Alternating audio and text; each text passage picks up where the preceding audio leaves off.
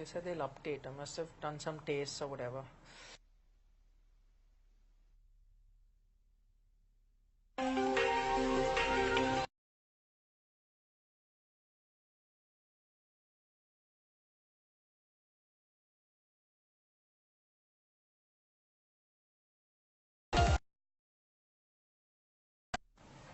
You are watching ESPN Cricket Info Match Day in association with our technology partner Vivo for all the talk of this being a very, very close encounter. In fact, the first half of this match has been completely one-sided, dominated by India. 162 is all that Pakistan could manage all out before they could even play their full quota of 50 overs. Sanjay Manjrekar, Ajit Agarkar, Sakleen Mushtaq join me now. Sakleen, I'll start with you. Things not according to plan for Pakistan? Very poor performance by Pakistanis. It seems that they have no plan. Obviously, Indian bowlers, they started really well. But obviously, I mean, if they are bowling well, you need to be disciplined. You have to be patient as well. You need to, assess the pitch and then you start your inning. But I think there was no plan whatsoever from the batting lineup. And 30, 40 runs, 40, 45 runs, it's not enough, I mean, when the team is relying on you, even though Babar and Shoaib, they started well, but I think 30, 40 runs, it's not enough, I mean, you have all the burden of the batting and you're the core of the batting lineup. I think you need to carry on. I think Babar, Shoaib, they played, they did well, but I think not enough. Okay, let's... Poor performance from Pakistan. Sure, I'll come back to you. We'll quickly take a look at the match summary, and this is how the Indian bowlers performed. Great performance there by Kedar Jadhav, picking up the 3 crucial wickets for India. Also, Bhuvneshwar Kumar picking up 3 wickets. And there you have it, Kedar and Bhuvneshwar. Babar Azam with 47 and Shoaib Malik, as Sakleen was mentioning, that was only that one partnership that helped them reach that 162. Sanjay, one, he says no plan. That's the one thing that comes from there. We'll start with the way the openers got out, where before the match started, and Sakleen mentioned that they should assess the pitch, take their time. That wasn't the case. Imamul Haq, very circumspect in the first match. In the match that he needed to be, nothing. Yeah, when you look at recent Pakistan batting performances, you thought that the openers were taking their time, number 1, 2 and 3, playing the bulk of the overs.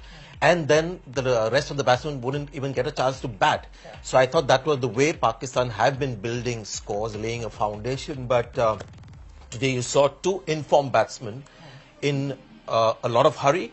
The kind of shots that were played by both the openers, Fakhar Zaman and Imamul Haq, were like they were trying to exploit the first 10 overs where there were just 2 fielders outside the circle. So that was something that was understood.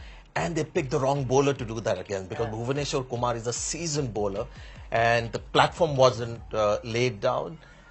And after that, it was a little tough. They were trying to prove Sanjay wrong. He praised their batting so much. Yeah, I was expecting a lot more, really, because, I watched these people's highlights when they played well.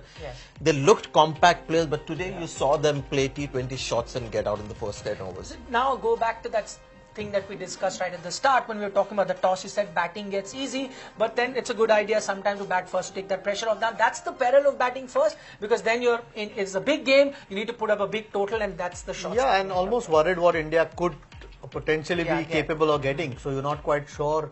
You still have to, look at the kind of history that this ground had. You want to get to that 260, 270. With their bowling, it always gives them a chance. It was a typical Pakistan sort of batting performance of the old, if you like. India really good, honest, kept it straight. I think Bhuvneshwar Kumar, that's why Bumrah and Bhuvneshwar Kumar are so good. Yesterday, he tried to swing the ball, wasn't much on offer, even though India bowled under the lights. Today was just straight, kept a length which was a touch shorter. And reap the rewards. And the other thing that's happening with Kuldeep Yadav and the spin element that we have in the middle, you see batsmen now getting out after 40s and 50s. So wickets are falling in the middle stages. So you don't have a batsman who's batting on 100 and playing in the slog overs to make life difficult for the death bowler.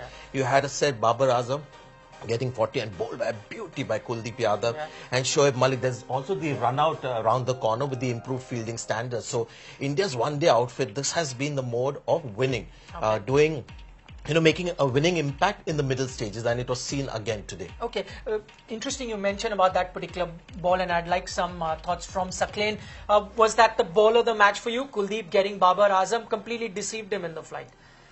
That was beauty, I mean, I really like Kuldeep, the way he bowled in England. I mean, as I mentioned before that, he's a strong guy. He doesn't have a fear to give a bit more air to the ball. I mean, he doesn't bowl quick and pushy kind of deliveries. He just rely on the shape of the ball. He trying to get the maximum revs on the ball, and that is the beauty. I mean, his mindset looks really good, very simple. And he trusts on his variation and trying not to push the ball. I think he's a fine bowler. But Babar Azam, he was playing beautifully. The way he actually responded against Jadhav, I think that was poor display from Babar. And I think, when you play against spinners, singles are very important. If you see that more than 160 kind of, dot balls, these are too many. As I mentioned before, against the spinners, boundaries, if you are looking boundaries, it's not all about boundaries. You need to maneuver. You need to, keep tapping, playing into the gaps and placing and making singles, But I think Kuldeep Yadav bowled beautifully and Jadhav as well. Chahal, Jadhav, I think if Pakistan wants to play against India and to win, they need to actually learn how to actually make the singles. Okay, because we're talking about the performance of the Indian spinners as well, we've got a question here coming from Facebook. This is Ali Nawaz, who's actually asking, Sanjay, you would like to take that. He's asking, were Pakistan a batsman short? When you bat in this fashion, you would think you're a batsman In short. hindsight, yeah. I mean, I never think when it's a 50 overs game, if you have 5 batsmen, it should be good enough. Yeah. If you have a keeper who can bat as well as Sarfaraz Ahmed can, I think it's good enough. It's just about how you bat. And especially in these conditions, these are, good batting pitches. There was no swing, no lateral movement. We've just been to England. We've seen what the ball does there. This ball was coming in one straight line. So it was a poor batting performance. I was slightly surprised to see that from Pakistan. This is the Pakistan that we've seen, as Ajit said, over the last few years. But looking at their scores in recent times, I was expecting something different, something better. Shame that it didn't I mean, all the more reason that toss, okay, both teams probably got to do what they wanted. India was quite happy chasing in spite of getting or having to get out in that heat. But for Pakistan, I thought they should have put India's batting a bit under pressure after what's happened yesterday as well. Yeah, the middle order. And if they could have priced out one of the 2 openers, I know ifs and buts, Pakistan would have been on top. So toss a little bit strange for me that they decided to Okay, Saket, because we were talking about the Pakistani batting before the match started, and to be fair to Sanjay, they did have a great record coming in. Would you say that this was an aberration? You must have seen them play a lot recently. Was this an aberration with the way they performed today? Nikhil, I think before this match, people were talking about if you play well against India, just one inning will make you a superstar. That is wrong. I think if that is going in your head, you will complicate yourself. You can't execute your batting plan. You can't play your natural game. You can't make the thing simple. If you are thinking, oh, one inning will make you a superstar, that is wrong. I think Shoaib Malik said that before the game, and then the other boys they said the same as well. And in media in Pakistan, people were talking about if you play just one inning, it's not just one inning. You need to keep the thing simple, and it's a poor batting from the Pakistani players. They shouldn't be thinking like that. It's you need to make the thing simple and play your natural game. You shouldn't be pushing yourself too much.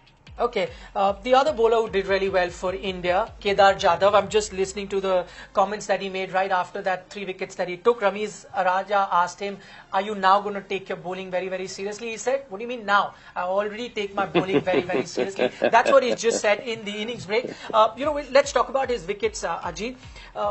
Many say that sometimes he gets lucky, but he's got a few tricks up his sleeve. I was hoping you don't come to me though. To talk about Kedar Jadhav.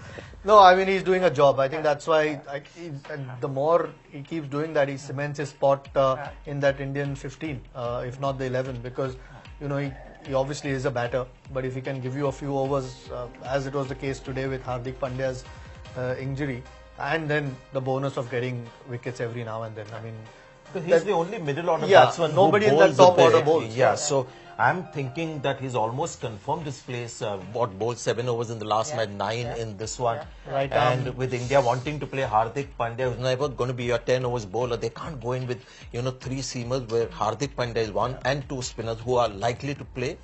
And a certainties. Kuldeep Yadav, Chahal are certainties for the World Cup. So increasingly when I'm looking at that whole group of Manish Pandey, Kedar Jadhav, Ambati Rayudu, Dinesh Karthik, Shreyas Iyer, who is coming trumps there. At least from that group, Kedar Jadhav is securing his position in the middle because of his bowling. Yeah, interesting. We're getting a few questions on And the that. other thing is, go ahead, Sakleen. The other thing is, if you see that you can't, it seems that he doesn't have so many skills. But the thing is, mentally he's very strong, he's very sharp, and he knows his strength. He knows how to execute his bowling plan, and he works against the batsman really well. In terms of skills, it looks that he doesn't have so many tricks, or he doesn't have magical deliveries, but I think he's very sharp in head. Sakleen is so right, because Sakleen, if you remember, when he started bowling, there was a new batsman who came in to bat, and suddenly his arm was very straight. The moment Shoaib Malik was on strike, the arm went sideways. And also with his first 4 deliveries, he bowls with a straight arm. But as the over is good and quiet, he doesn't want to finish with a 4 and 6. And the last 5th and 6th ball are sort of sidearm delivery. So he's very smart, Tactically, smart very kind strong. of cricketer. Yeah, Yes. Not your Technically kind of very skill, strong. Sakleen, but very effective. Yeah, but talking about skills, have you seen him? I mean, as you say, there is that ball that he throws almost sidearm. Now got the looping delivery. 1 wicket we saw almost deceived in the flight. The other match you saw him 1 ball that turned away. You were very impressed with that ball, like a yeah, leg cutter. it went like that. So I mean, I've never seen him bowl that. So clearly he's been. No, the one thing he doesn't try to overdo is try and take wickets. He knows his role is to come and bowl those 4 or 5 overs or 6 overs, and with his kind Makes of bowling, full use of his height. yeah.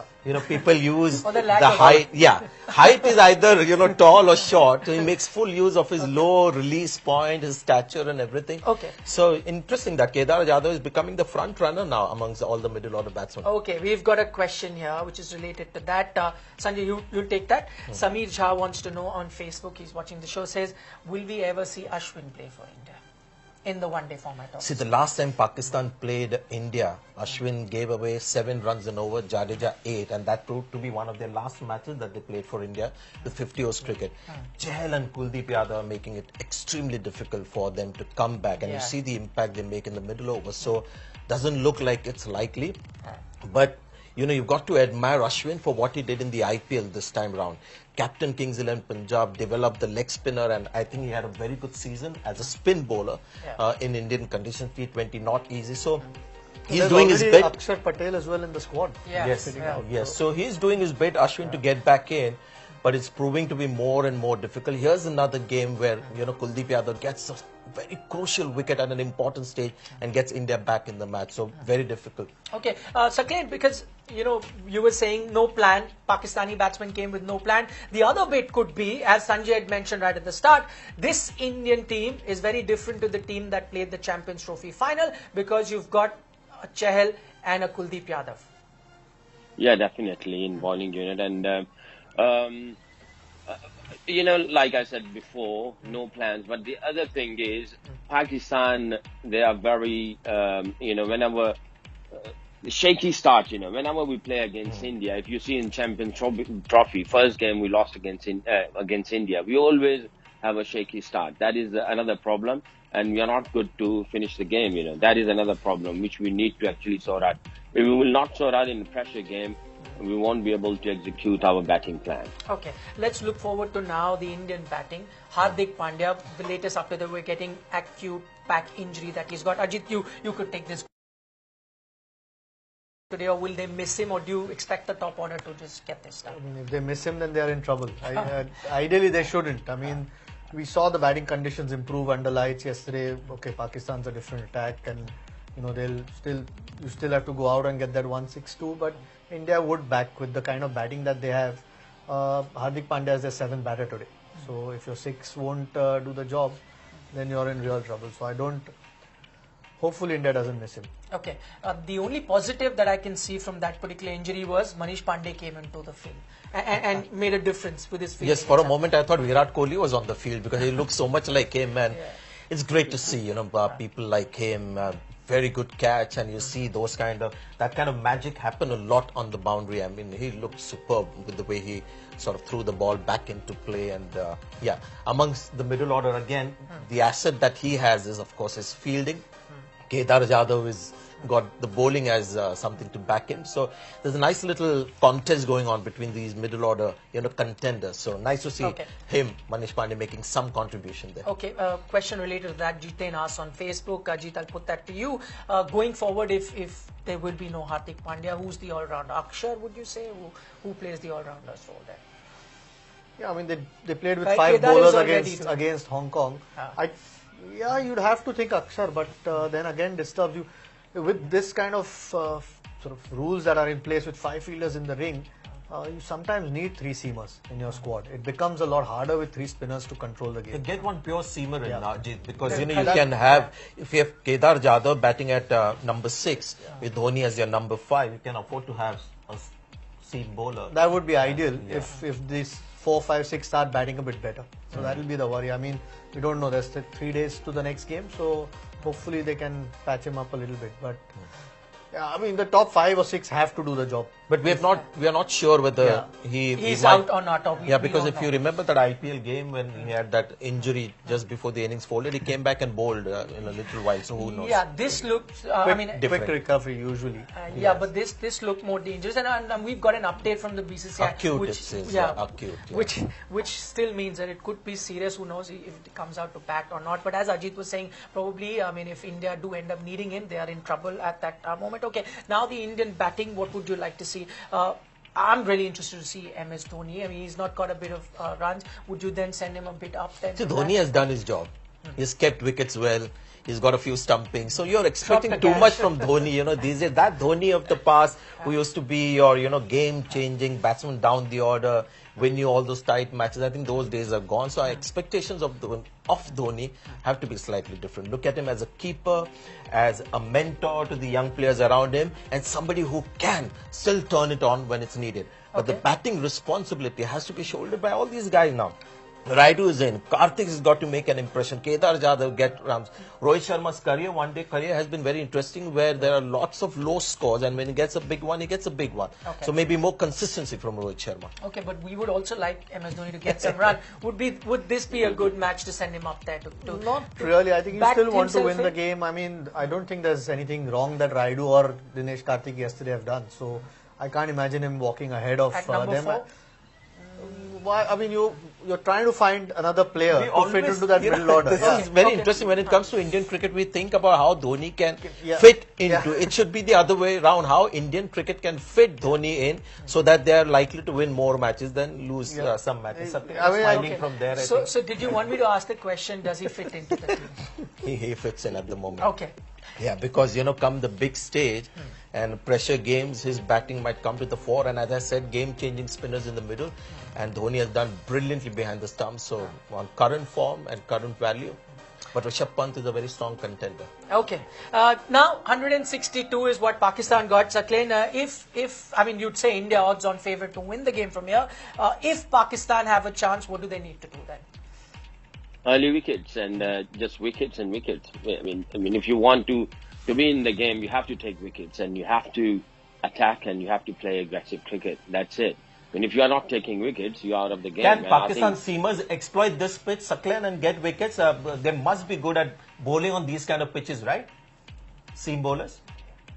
I think they have the potential if they can get the shape up right of the new pill, and if they're taking wickets, if the ball is coming into and we have like left armers Armour and then Shinwari, if the utilization of the new pill was right, I think there is a possibility that we can fight. But I think it will be very difficult for Pakistan to win this game. But they need to show some fight.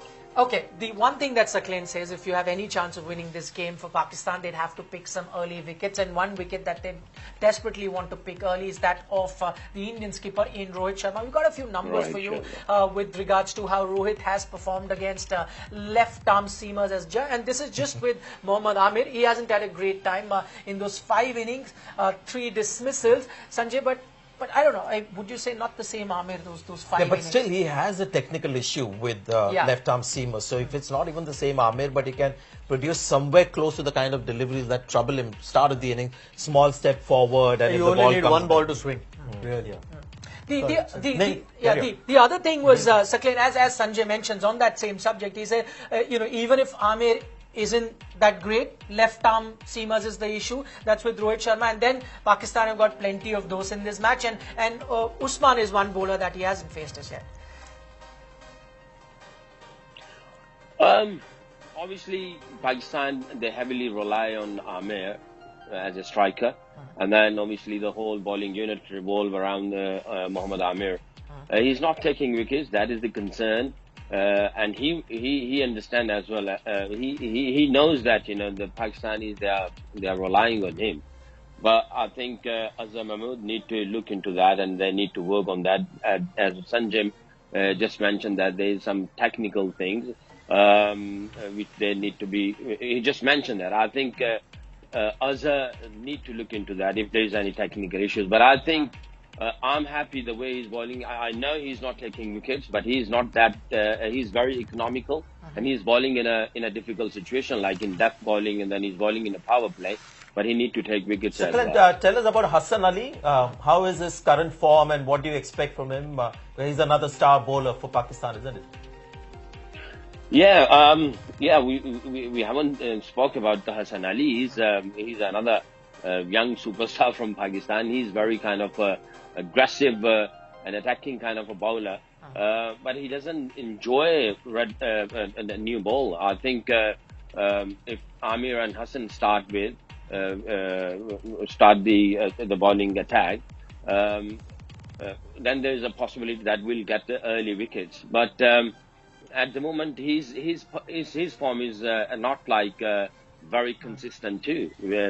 He even had a great PSL, and after that, I think he was struggling a bit of injury. So his form is going up and down as well at the moment. Okay, well that's interesting because he is their number 1 bowler at the moment, Hassan Ali. But Pakistan in general, and especially the medium pacers or the fast bowlers that they have been doing exceedingly well for them since 2017. If you look at the best averages for pace bowling in ODI since 2017, Pakistan right on top with an average of 25. I'm a bit surprised there's no India here, considering, the Indian fast bowlers have been doing rather well. Ajit, you'd say that if there is one pace attack that can put India under pressure, Yeah, and the one thing they'll probably know is if they get the 2 openers out quickly, with this 162, there'll still be a lot more pressure on India. They need both of them out, because if one of them bats, they usually end up getting a 60, 70 or 80 or 100 at times. So that'll make life easier for India. They need both those guys out. And this attack's capable. I mean, they've done that before to India. And under lights, you think the ball there might be the first couple of overs there was a little bit of shape yesterday night. If Amir gets that in the first couple of overs, could be tricky for India, but they need the ball to do a little bit at least. The first 2 new balls, so you expect it at least the first couple. And of I think overs. it will be Usman Khan who will bowl with Mohammad Amir. I think they'll get 2 left-arm seamers to bowl with the new ball. Hassan Ali is very interesting. He's their number 1 bowler, but he sometimes comes in as a 4th or 5th change, to bowl. So you have Fahim, Ashraf and all these people bowling, and then you have Hassan Ali coming in. So 2 left-arm seamers to contend with, and that's the reason Indian team had that guy to do the throwdowns with the left hand yes, from Sri Lanka. So we'll see whether that will work today. Just going back to Hassan Ali, Sakleen, what is it that really makes him that dangerous in the middle over? That's the time where most other bowlers struggle to pick up wickets. He ends up picking up a lot of wickets in that. Is he different from the other bowlers? What makes him so effective? He's a bit nippy and sharp as well. And the good thing is that he bowls very tight line. And the ball which comes in, that is his dangerous ball, and he tries to get wicket every ball. He's quite aggressive. I mean, if you see that He's that kind of a person who's very energetic all the time, and I think that is his attitude, that is his mindset as well. That is his strength, which is nippy, sharp. The ball which comes in, that is his wicket-taking ball. He's not that tall, he's not that big, and he's normal height, but he's quite nippy and sharp. The other thing is, when you look at Pakistan's great bowlers, you think of Wasim Akram, Waqar, their length has always been full, quick in the air, swinging the ball. Hassan Ali is an exception. He's a guy who hits the deck like, bowlers from South Africa. So all his movement is off the pitch. And even on the deadest of pitches, you'll get some lateral movement off the pitch. So he hits the shot of length, and from there he sort of deceives you by speed or lateral movement.